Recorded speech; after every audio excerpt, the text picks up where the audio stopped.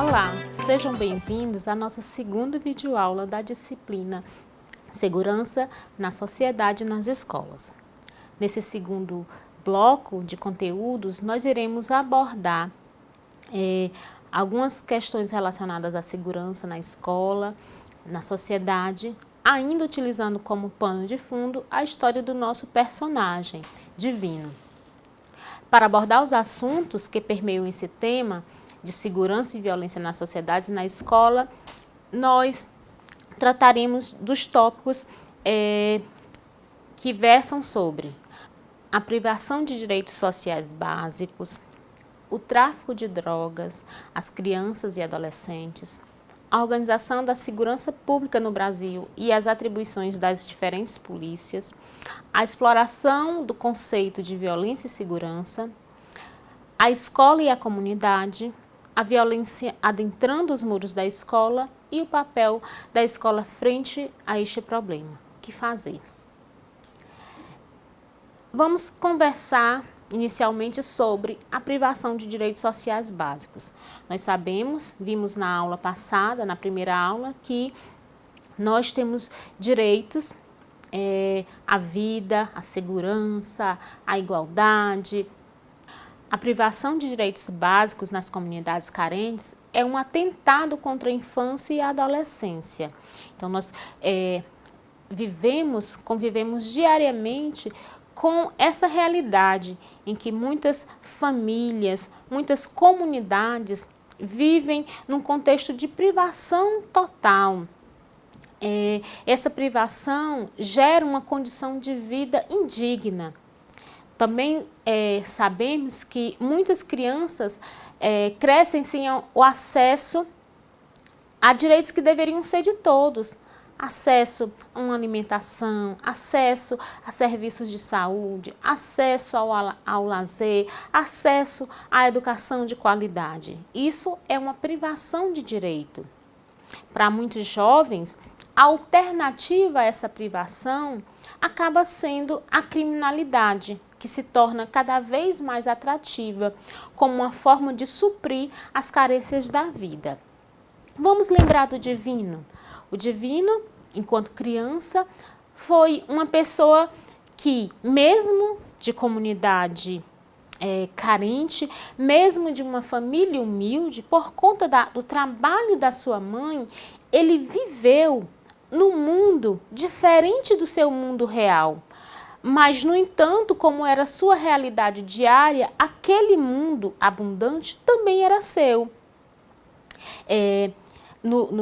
Na obra, temos um trecho em que diz: o doutor Clóvis, que precisava de Dona Irene, mãe do Divino, pessoa de confiança para zelar sua casa e cuidar do seu filho, garantiu o bem-estar do menino, que passou a fazer parte do pacote de benefícios do patrão, pois era a companhia que Betinho precisava nas brincadeiras, em casa, na natação, na escolinha de futebol, no parque da cidade, onde eram levados algumas vezes por semana por Oscar, o motorista, para andar na montanha-russa e desfrutar de todos os outros brinquedos espetaculares que os meninos amavam. Essa realidade era a realidade de Betinho, filho de seu Clóvis, e que Divino, de certa forma, acompanhava. Então, ele conheceu um mundo farto, cheio de atrações, cheio de garantias de direitos. No momento em que ele foi privado dessa realidade, ele se viu sem chão, sem compreender o porquê. Por que eu não tenho mais? Para pessoas como Divino, a forma de combater ou a forma de vencer essa privação acaba sendo o caminho que, à primeira vista, pode ser o mais fácil: a criminalidade, o tráfico de drogas. Então, a privação de direitos sociais, ela, de certa forma, acaba induzindo muitas pessoas a trilhar pelo caminho do crime, a trilhar pelo caminho da marginalidade social. esse caminho que foi escolhido por divino é o caminho que muitos dos nossos jovens, que muitos de nossos adolescentes acabam escolhendo. Abdicam da escola, abdicam da família e procuram uma solução mais fácil, que traz resultados mais imediatos para aquela sua privação de direito. Vamos pensar na nossa comunidade, vamos pensar nos nossos alunos. Nós sabemos que o tráfico de drogas é uma realidade muito comum, cada vez mais próxima da nossa vida. E as crianças e os jovens em condição de vulnerabilidade, em condição de privação, são presas muito fáceis. Por quê? Eles acabam sendo atraídos pela criminalidade, pelas vantagens, pela facilidade, pelo lucro, pela resposta imediata às suas necessidades. Então, existe por parte dos criminosos adultos uma verdadeira rede de atração de adolescentes para a criminalidade, que passa pela sedução do ganho fácil, pela promoção das rivalidades, pelo cultivo de lideranças juvenis, artísticas e esportivas, pela disponibilidade de armas, pelo incentivo a maiores ambições, quase sempre se aproveitando das diferenças de punições que habitam o imaginário de adolescentes, jovens e adultos. Então, a criminalidade ela se torna altamente atrativa para pessoas como o Divino, que não se contentam, não se conformam com o estado de privação e querem imediatamente uma condição que aquela vida humilde não lhe proporciona. Então, é necessário a integração das políticas de segurança pública, hoje dispersas em ações frágeis e isoladas da Polícia Civil, da Polícia Militar e das autoridades do Poder Judiciário. Então, nós percebemos que existe, sim, políticas de segurança pública e essas políticas elas, de certa forma, atuam e incentivam a atuação preventiva. No entanto, essa atuação ela é desarticulada, o que resulta em baixos resultados, em resultados que não são permanentes, resultados que são pontuais para situações específicas e não resolvem a totalidade do problema da violência, da insegurança, do tráfico de drogas, que está cada vez mais presente na nossa vida, no nosso dia a dia. É necessária a integração das políticas de segurança pública, hoje dispersas em ações frágeis e isoladas da Polícia Civil, da Polícia Militar e das autoridades do Poder Judiciário. Essa integração é que vai fazer com que as ações sejam efetivas, com que as ações resultem no combate efetivo às manifestações de violência, de tráfico de drogas, as manifestações de insegurança que permeiam as nossas comunidades. A organização da segurança pública no Brasil e as atribuições das diferentes polícias. Nas sociedades democráticas, a segurança pública deve garantir a proteção dos direitos individuais e o pleno exercício da cidadania. Então, o Brasil, sendo uma sociedade democrática, precisa garantir para todos os seus cidadãos proteção, a sensação de segurança, a condição de segurança, porque só assim nós teremos a possibilidade do exercício da cidadania, ir e vir, ter propriedade, possuir, ter bens, circular nos espaços públicos com segurança, com sua família. Isso é necessário para o exercício pleno de cidadania.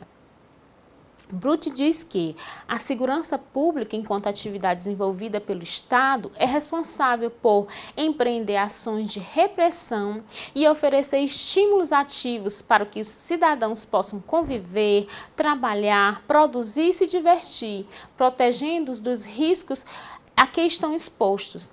Ou seja, a segurança é um direito que deve ser garantido pelo Estado. em qualquer espaço social, inclusive na escola, que é um espaço social, é um recorte da nossa sociedade.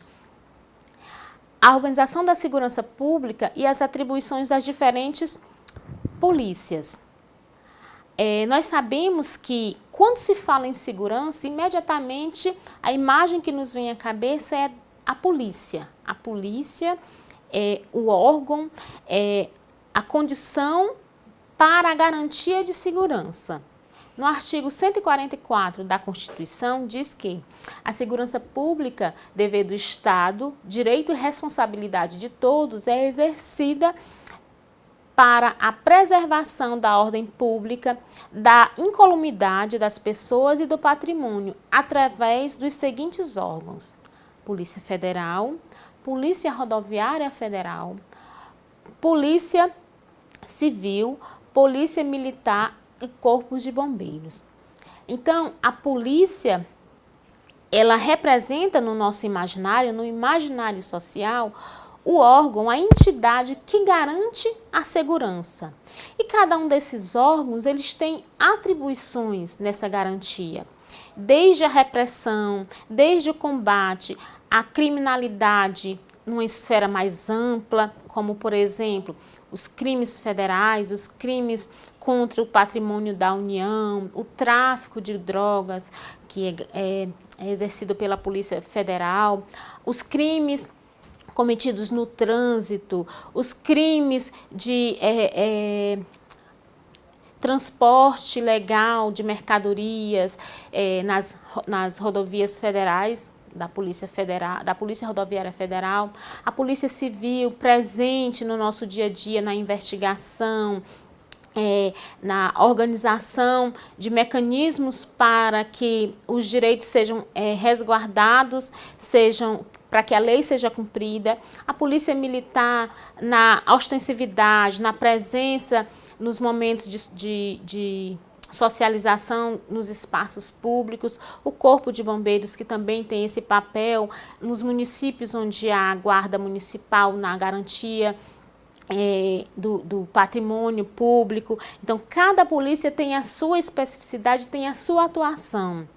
E nós percebemos que a polícia, enquanto ideário social para a garantia de segurança, existe uma complexidade nessa percepção, que é o quê?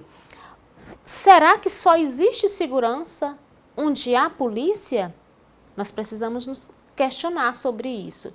O homem por si só não pode estabelecer, não pode construir relações harmoniosas, relações seguras, sem a presença de uma entidade, sem a presença de uma instituição que oprime, que prende, uma instituição que combate. O homem por si só não é capaz de estabelecer relações seguras entre os seus pares. Essa percepção ela é gerada principalmente por conta dessa manifestação de violência cada vez mais frequente. Então, quando o homem entende que só há segurança se houver polícia, isso é um desvio. Isso é um desvio do que é natural. Não é natural ter polícia, ter fiscalização para que o homem se relacione com os seus pares. O natural é que o homem saiba conviver em harmonia. O natural é que o homem saiba resolver os seus conflitos sem utilizar como mecanismo a violência. E aí vamos mais uma vez na exploração do conceito de segurança e de violência e segurança, né? Parecem opostos, no entanto, eles são conceitos articulados, porque um está relacionado com o outro. Então, violência e segurança se constituem não somente em conceitos articulados, mas também como realidades que se vinculam intimamente uma à outra. Então, a violência é uma característica da ausência de segurança. Se não há segurança, nós estamos em contextos de violência, certo? Então, não há segurança onde há violência. Não se constrói segurança jogando a violência para baixo do tapete. Ilhas de segurança não se educam. O que isso significa? Significa dizer que a segurança, ela não é garantida apenas na repressão da violência. É preciso investir no conceito, na condição de segurança como uma capacidade humana e não no combate exclusivo à violência. Precisamos combater a violência? Sim. No entanto, somente combater a violência é como se nós controlássemos a violência. No momento em que a gente solta, ela volta. Então, o ideal não seria educar o homem para conviver sem precisar utilizar como mecanismo de resolução de conflitos a violência? Então, jogar para baixo do tapete a violência é não discutir o assunto, é amarrar, é segurar, é prender, é esconder. E isso não garante que a violência acabe. Então, a violência embaixo do tapete, ela está contida. Se levantar esse tapete, ela volta? É isso que nós precisamos discutir. Nós precisamos criar uma cultura de não à violência, uma cultura de paz, porque impõe-se abrir os olhos para as violências estruturais e conjunturais. Se há o desejo por segurança de verdade, o que a humanidade deu o nome mais forte foi de paz. Nós precisamos desenvolver uma cultura de paz, onde o homem pode viver com seus pares, o homem pode conviver em espaços sociais, coletivos, independente das diferenças de opinião, das diferenças de modos de existir, de compreender, de pensar, porque o homem é feito de diferenças e as diferenças elas vão sempre existir. O homem é feito da condição humana mais natural, mais comum a todos, que é a diferença. Então, nós precisamos entender que essa característica ela vai sempre existir. E quando há diferença, não pode gerar violência, porque nós somos e seremos sempre diferentes. Então, vamos pensar no divino. Vocês viram no nosso caderno de texto que o divino conheceu a Dorinha, se apaixonou e pensou em mudar de vida. Pensou em mudar de vida porque ele não via mais sentido em viver no mundo da marginalidade, da criminalidade. Ele encontrou um sentido para a sua vida. No entanto, a gente viu que o divino não teve tempo de voltar à cidadania. A cidadania pacífica que ele pretendia, que ele se propunha a partilhar com Dorinha e o seu filho. Ele morreu, mas a violência de sua cidade continua. A ação do tráfico segue devastadora. Então, nas nossas escolas e nossas comunidades, nós estamos sujeitos a ter divinos, a ter alunos com esse fim, que de alguma forma, por algum motivo, entra na marginalidade, entra no mundo do crime, do tráfico de drogas e, como a gente viu, a violência, optar pelo caminho da violência, do crime, não é um caminho irreversível. Pode sim haver uma mudança. Divino mudou, só que ele não teve tempo de começar essa nova vida, certo? Nas nossas escolas, nós temos alunos assim também. Nós temos pessoas assim, que querem um motivo, querem uma razão para sair daquela vida difícil, daquela vida conflituosa. E nós, enquanto pessoas da escola, que trabalhamos, que lidamos todos os dias com essas questões, precisamos ser uma ponte, precisamos ser um alicerce, precisamos ser uma mão que é estendida para o resgate, e não uma mão que empurra cada vez mais para o fundo do poço, para a criminalidade, aquela pessoa que diz não e que dá as costas. Precisamos oferecer oportunidades a divinos resgatarem a sua cidadania, resgatarem a sua vida e começarem uma vida nova. Até porque a violência que divino vive, que os divinos das nossas escolas vivem, não atingem somente ao divino. Atingem a mim, atingem a você, atingem a todos nós. A violência ela não é exclusiva de um grupo específico, ela não atinge apenas a um grupo isolado de pessoas, ela é cega. A violência atinge a quem estiver no contexto social. quem está relacionado ou não. É claro que as pessoas que vivem em contextos de violência, elas são mais sujeitas ao tráfico, à criminalidade, à perda da vida, mas ela também atinge a quem está passando bem distante.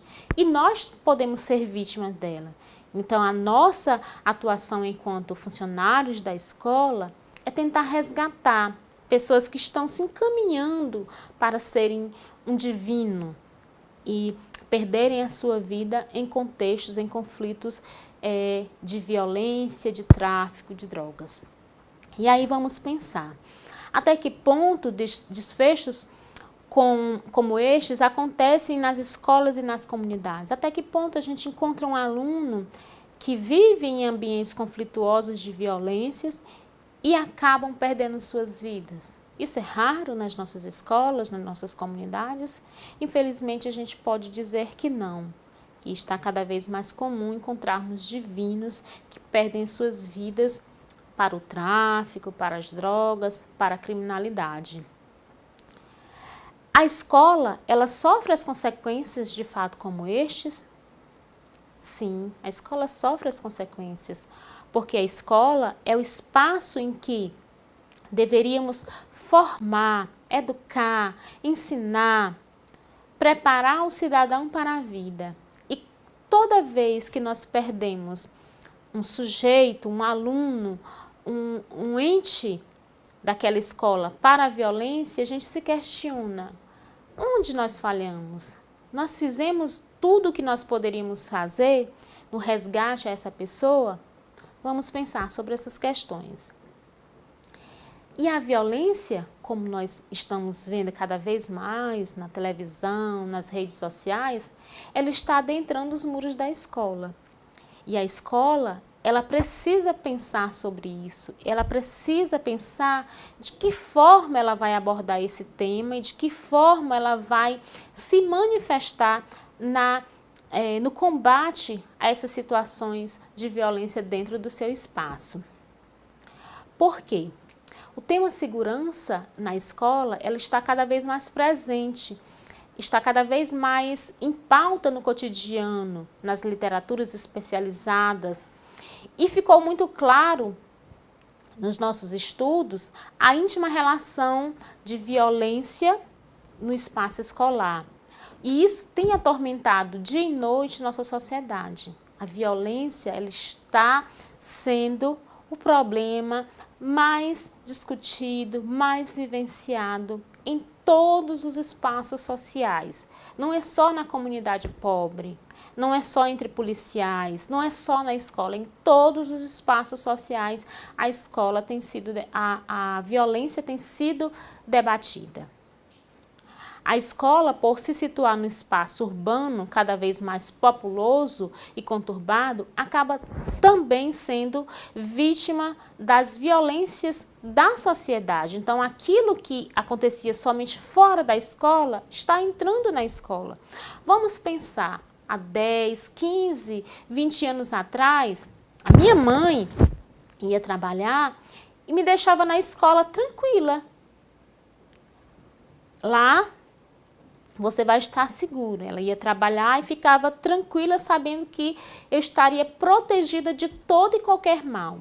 Hoje em dia, nós podemos ter essa mesma segurança? Não podemos mais. Quantos casos de violência a gente tem sabido durante esse último ano, por exemplo, aqui na nossa comunidade? Violência dentro da escola, de aluno com aluno, de aluno com professor, de professor com funcionário. Então, essa realidade tem nos mostrado que o espaço seguro que a escola foi, já não é mais tão seguro assim. Além disso, a escola contém em si mesma relações de força que nem sempre são harmônicas e que geram violências internas, contribuindo para comprometer a segurança, que deveria ser uma de suas características básicas. Então, isso demonstra que a escola está organizada e essa forma de organização, ela também pode promover, pode provocar situações de violência. qual o papel da escola frente a esse problema? O que é possível fazer? Todos que fazem parte da escola, funcionários, alunos, pais, professores, têm responsabilidade sobre as relações que se estabelecem. É fundamental que cada um reconheça a importância do seu papel no combate à violência. Então, eu, enquanto professora, eu, enquanto funcionária, eu, enquanto aluno, tenho responsabilidade na construção desse espaço de segurança, no combate à violência, tanto dentro da escola como na comunidade, na sociedade de modo geral. Então, a gente pode apontar 3 características fundamentais para o estabelecimento de uma cultura de paz dentro da escola e fora da escola. A primeira delas é estabelecer como princípio o desenvolvimento de relações harmônicas dentro da escola. A escola é um espaço de convivência, é um espaço de aprendizagem, de desenvolvimento. E esse espaço ele deve ser desenvolvido, edificado através de relações harmônicas, relações bem desenvolvidas. Além disso, nós também podemos priorizar o diálogo como principal alternativa para a solução de conflitos. Ou seja, eu não gostei da fala de um colega, eu não gostei do que a diretora me falou. Como é que eu vou resolver isso? Vou partir para a agressão física? Não. O diálogo é a solução, é a principal alternativa para que a gente resolva os conflitos. Então, se nós temos como cultura priorizar o diálogo, nós estamos construindo uma cultura de paz, uma cultura de não à violência dentro da escola. Nós também precisamos combater todas as formas de violência que possam acontecer na escola. Não somente a violência física, não somente a violência em que a gente percebe o contato, um perigo iminente. Aquela violência em que um aluno sofre todos os dias do colega, aquele apelido que deixa ele triste, que deixa ele cabisbaixo, que todo mundo vê, acha engraçadinho, mas não toma nenhuma atitude. Não, nós não devemos permitir, enquanto funcionários da escola, enquanto professores, enquanto alunos, nós não devemos permitir que isso aconteça, que isso se naturalize, porque isso também é uma manifestação de violência. Esse aluno que sofre todos os dias apelidos, xingamentos dentro da escola, aquilo pode gerar nele um conflito, pode gerar nele um sentimento de revolta e ele pode responder com violência. Nós vivemos esse ano no Brasil situações em que a violência foi a resposta para a violência. Então, vamos também combater isso. Nessa aula, eu espero que vocês tenham fortalecido a compreensão sobre os conceitos relacionados à violência, à segurança e principalmente refletido sobre o papel de cada um de nós que fazemos a escola no combate à violência que está cada vez mais presente no nosso dia a dia. Até a próxima!